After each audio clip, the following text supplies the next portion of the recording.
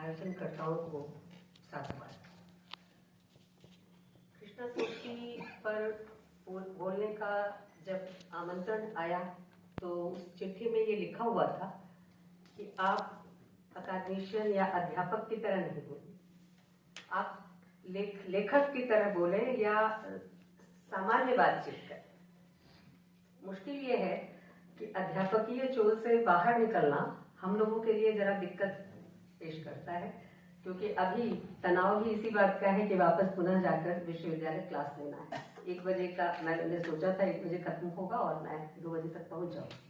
बहरहाल बहुत छोटी सी टिप्पणी करूंगी क्योंकि समय कम है। अब अभी 3 महत्वपूर्ण पर्चे और इसके पहले भी 3 और पर्चे पढ़े गए कृष्णा सूक्ति पर और उनके लेखकीय अवदान पर। उसमें अभी का जो सत्र था वो भाषा की वितान का था और जाहिर है कि जब हम किसी लेखक की रचनाशीलता पर बात करते हैं तो भाषा वो अहम चीज़ है जो सबसे पहले नज़र में आती है, क्योंकि भाषा के जरिए ही लेखक अपने पाठकों से और अपने किरदारों से और अपने समय समाज से जुड़ पाता है। तो भाषा को माइनस करके हम लेखक पर बात नहीं कर सकते। सवाल है कि भाषा जिसको लेकर इतनी चर्चाएं होती हैं, क्या वह अपने आप में न्यूट्रल है? अगर भाषा न्यूट्रल है तब तो लेखक के पास एक न्यूट्रल भाषा है जिसको हम भी बरतते हैं, आप भी बरतते हैं और दुनिया बरतती है। लेकिन अगर भाषा न्यूट्रल नहीं है, वह तटस्थ नहीं है और उसमें बहुत सारे पायदान हैं जो सामाजिक जीवन के अंदर के पायदान हैं, राजनीतिक सत्ताओं और तमाम तरह की संस्थाओं के भीतर के पायदान है, वो सब कुछ भाषा के अंदर आ रहे हैं। तो लेखक जब भाषा बरत रहा है तो उसके सामने सबसे बड़ा चैलेंज है कि वह भाषा के साथ बर्ताव किस तरह का करे। जो कुछ वो कहना चाह रहा है भाषा उसे कहे भी, और भाषा इतने विस्तार और कह सकते हैं कि व्यापकता में कहे कि जो कहा जा रहा है वह संकीर्ण दायरे में ना होकर उदारता को स्पर्श करे। ये बहुत बड़ा चैलेंज है लेखक के लिए।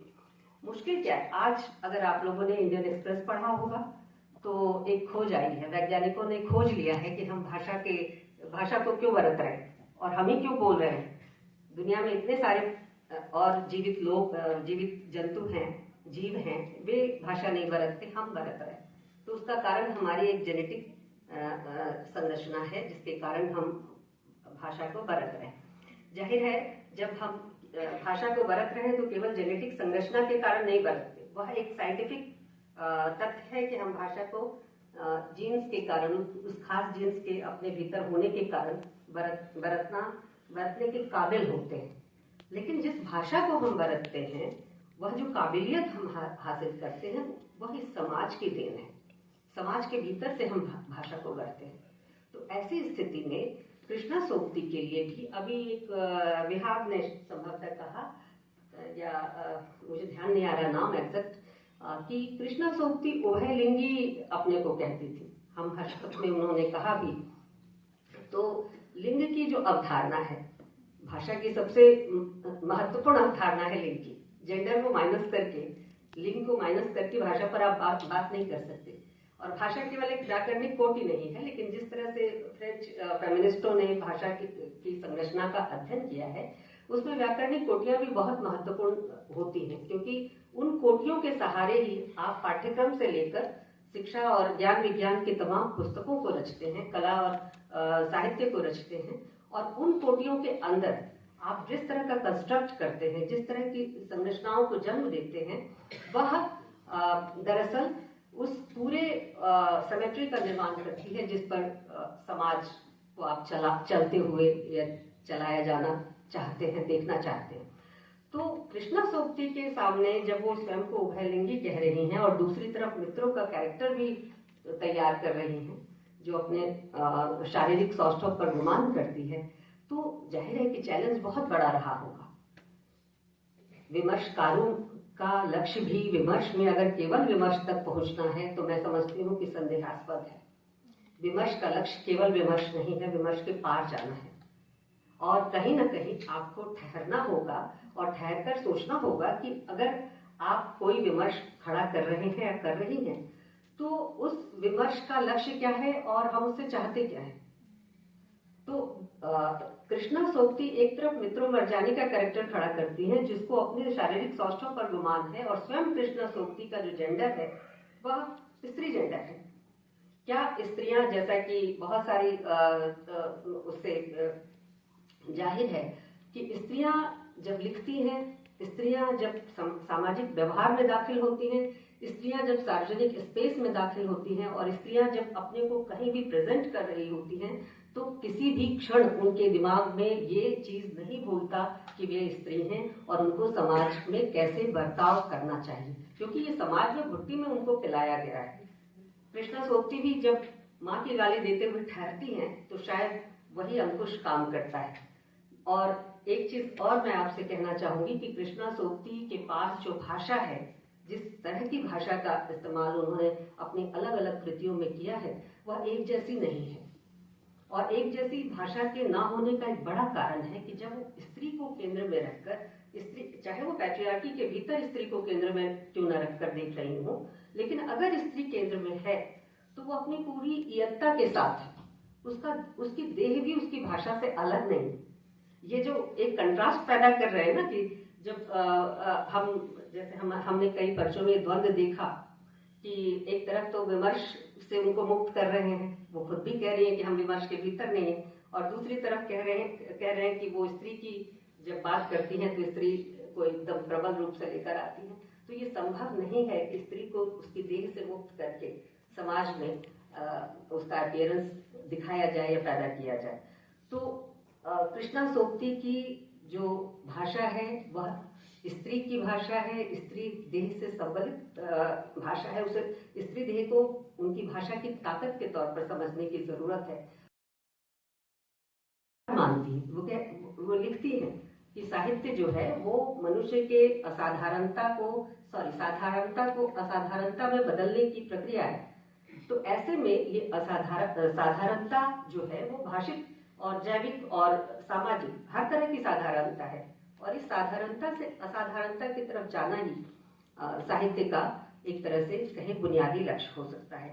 अभी दलित और चमार जैसे इस तरह की बात बिहार ने कही, तो मैं एक उदाहरण मेरे मन में जस्ट आ रहा था। गुजरात पाकिस्तान से गुजरात हिंदुस्तान तक में वो शुरुआत के ही कुछ पन्नों में काव्यात्मक तरीके से एक पूरा नरेशन खड़ा करती है, और ये नरेशन है विभाजन का। विभाजन का जो पक्ष है, ये ध्यान रखना चाहिए कि कृष्णा सोबती की रचनाशीलता में विभाजन की निरंतर व्याख्या है कि किसी एक जगह एक कहानी या एक कृति पर भी नहीं ठहरती, बल्कि विभाजन की एक निरंतर व्याख्या है। और ये व्याख्या अन्य रचनाकारों की व्याख्या से इसलिए अलग है कि कृष्णा सोबती ने विभाजन को भोगा था। ये बहुत बड़ा फर्क है। एक दूर से देखने और भीतर घुसकर देखने में अंतर होता है, और कृष्णा सोबती ने वह चीज अपनी रचनाशीलता में प्रकट की है।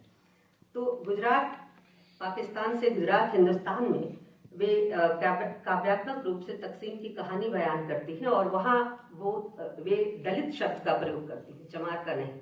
और उसमें कहती हैं हिंद राव के बेटे चार, हिंद राव के बेटे थे चार, सियो तियो धियो, और चौथे का नाम क्यों ले, वह दलित तो कचरा उठाने को रहे। यह जो भाषिक प्रयोग, क्या ये कृष्णा सोबती का स्टेटमेंट है कि दलित कचरा उठाने को रहे? बिल्कुल नहीं। यह जो काव्यात्मक तरीके से विभाजन के दर्द को और उसके कारण को खोजने का प्रयास है कि दलित कचरा उठाने के लिए था, इसलिए विभाजन की नौबत आई, और इस्लामुद्दीन के भी बेटे थे चार, अरब, पठान, तुर्क और मुगल। और इस तरह से खुशहाली की नदियां, दरिया, नहरें सब बढ़ चुके।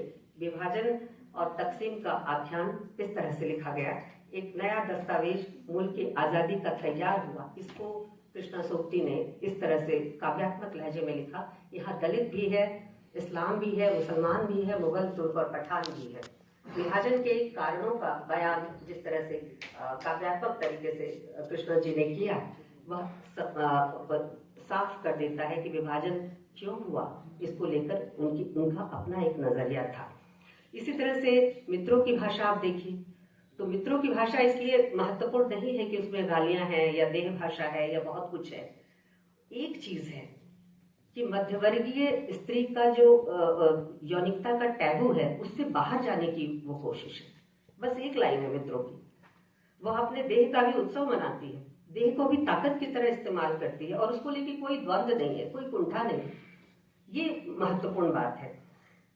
और मैं 2-4 चीजें और कहूंगी कि जब आप कहते हैं कि लेखक की भाषा, तो सबसे बुनियादी चीज जो निकल कर आती है कि लेखक कह किस जगह से रहा है। भाषा का वितान वहां से बनता है, लेखक किस जगह खड़ा होकर कह रहा है। और जाहिर है कि इसके साथ ही साथ हम ये भी देखना चाहेंगे कि लेखक कह क्या रहा है, किस जगह से खड़ा है और कह क्या रहा है। ये 2 चीजें महत्वपूर्ण है।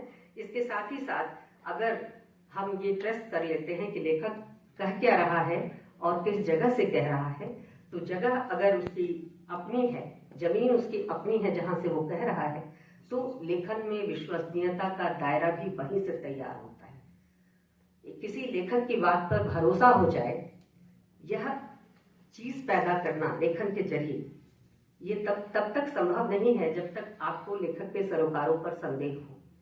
तो कृष्णा सोक्ति भाषा के अंदर भी जब अपने को पात्रों के जरिए, घटनाओं के जरिए रखती है, तो किसी एक पात्र में, किसी एक घटना में, किसी एक टिप्पणी में उनके संपूर्ण नजरियों को संभाल लेना और सहेज लेना और कहना कि यही उनका नजरिया है, ये गलत होगा। अगर सत पात्र कृष्णा जी के हैं तो असत पात्र भी उन्हीं के हैं, और उसके बीच देखना यह है कि सरोकार, जो लेखकीय सरोकार है, वो किसके साथ है, किस पक्ष के साथ है। और ऐसे में जो चीज महत्वपूर्ण है वह सरोकार, और निश्चित तौर पर कृष्णा जी के जो लेखकीय सरोकार थे वो बहुत बड़े थे। वे संकीर्णता और कह सकते हैं कि बहुत घेरेबंदी और किसी भी तरह की हदबंदी का एक तरह से निषेध करते हैं। और कृष्णा जी की ये सारी चीजें उनके लेखन में दिखाई देती है। जैसे अगर आप देखें तो ऐ लड़की की जो भाषा है वो दार्शनिक भाषा है, चिंतन की भाषा है।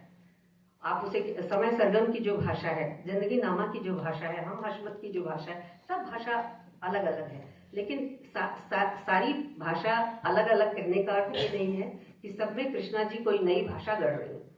भाषा सब कृष्णा जी की ही है, शैली उनकी अलग अलग है, क्योंकि विषय के अनुकूल, सरोकार के लिहाज से जो कहना चाहती है उस लिहाज से वो जो कुछ चुन रही हैं उसको बयान करने के लिए जो सबसे अच्छा उन्होंने समझा उस भाषा का चयन किया। और एक महत्वपूर्ण चीज जहाँ तक कृष्णा सोक्ति की भाषा के संदर्भ में हम सबको ध्यान रखना चाहिए कि कृष्णा सोक्ति की भाषा राजनीतिक भाषा है। राजनीति से अलग करके कृष्णा सोक्ति की भाषा को नहीं देखा जा सकता। और ये एक ऐसी भाषा का टिल्ट है जो राजनीतिक संवादी भाषा है।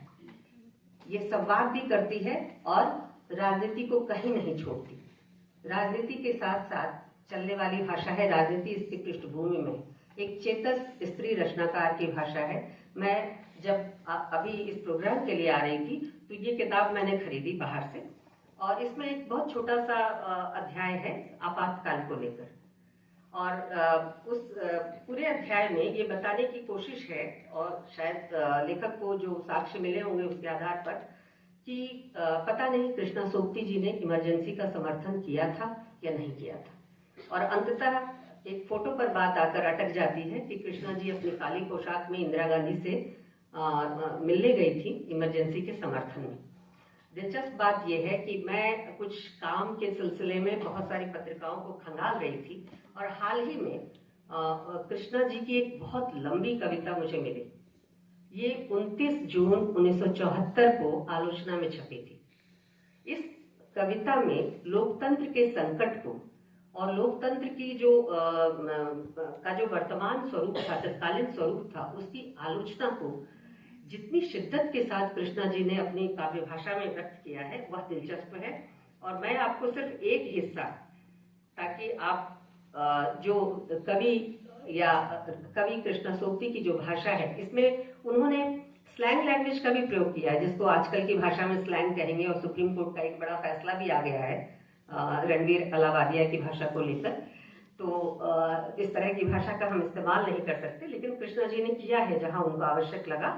और इस कविता में उन्होंने, कविता का शीर्षक है प्यारे खास, और प्यारे खास इस कविता में उन्होंने टिप्पणी की है भारतीय लोकतंत्र के तत्कालीन स्वरूप पर। एक तरह से फोरकास्टिंग वाली कविता है। अभी इमरजेंसी आई नहीं थी, लेकिन इमरजेंसी के आने की आहट एक बड़ा लेखक रचनाकार कैसे पहचान लेता है और अपनी भाषा में, अपनी रचनाशीलता में उसको ध्वनित करता है, उसका एक छोटा उदाहरण। और आशा भी है, फ्यूचरिस्टिक इसलिए कह रही हूँ कि आशा भी है। ये बहुत लंबी कविता है, पढ़ने में ही मेरा 10 मिनट चला जाएगा, तो आखिरी एक बंद बस सुना रही हूँ कि एक आशावादिता है कि जो कुछ है प्यारे खास, अब अपना डेरा डंडा तुमको यहाँ से उठाना ही होगा, क्योंकि जनता को बहुत नहीं चाहिए, सिर्फ चाहिए रोटी, कपड़ा, मकान और जरा सी तालीम। और इस तालीम से अगर जनता को तुम वंचित करते हो तो प्यारे खास, अब बहुत दिन तक तुम भारत जैसे मुल्क पर शासन नहीं कर सकोगे। मैं एक हिस्सा बस सुना रही हूँ। प्यारे खास की तरफ से बयान है, दोनों बयान कृष्णा जी के ही हैं, लेकिन सरोकार कृष्णा जी के स्पष्ट है यहाँ पर। प्यारे खास की तरफ से बयान है, लुंज पुंज की औलादों, अगर शांति भंग करने पर ही उतारू हो तो सुन लो, हमारी कलमों की स्याही और बगलों के पसीने अभी सूखे नहीं, हमारी गाढ़ी कमाई अभी जिंदा है जिंदा, देखते हैं तुम कैसे इनकलाब करते हो। करेंगे प्यारे खास, होगा हमारे हाथों कुछ ऐसा तो जरूर होगा कि स्याह स्याह होगा, सफेद सफेद होगा, दो तरह की जिंदगी में फासला तो जरूर कम होगा। एक पानी के से नरम फर्श पर गुदगुदाती न रहेगी, एक खुरदरी जमीन पर कुलबुलाती न रहेगी, एक हंसेगी तो दूसरी तरफ रोएगी ही नहीं, एक मौजों में जगेगी तो दूसरी सिर्फ औंधे मुंह सोएगी नहीं। रोटी, कपड़ा, मकान और तालीम बिना छीना झपटी के, इतना ही, सिर्फ इतना ही हमें चाहिए। सुनो, हवा में एक आवाज है, आवाज बेशक धीमी है, मगर उसमें इतना दम है, इतना सरूर जरूर है कि हम इस उम्मीद में जिंदगी जी लें कि एक नई जिंदगी हमारी तरफ बढ़ी आती है, चली आती है, पास और पास और पास। प्यारे खास, टंडीरा उठा लो, दुकान बढ़ा लो, अब फर्दे हिसाब से भी क्या होगा, तुम्हारे वक्त का कैलेंडर खलास हो चुका है, वतन का जो काम तुम्हारे जिम्मे था वह तमाम हो चुका है, अब तुम्हारी आखिरी जयकार बाकी है। जिंदाबाद प्यारे खास, प्यारे खास जिंदाबाद। यह है कृष्णा सोबती की भाषा। धन्यवाद।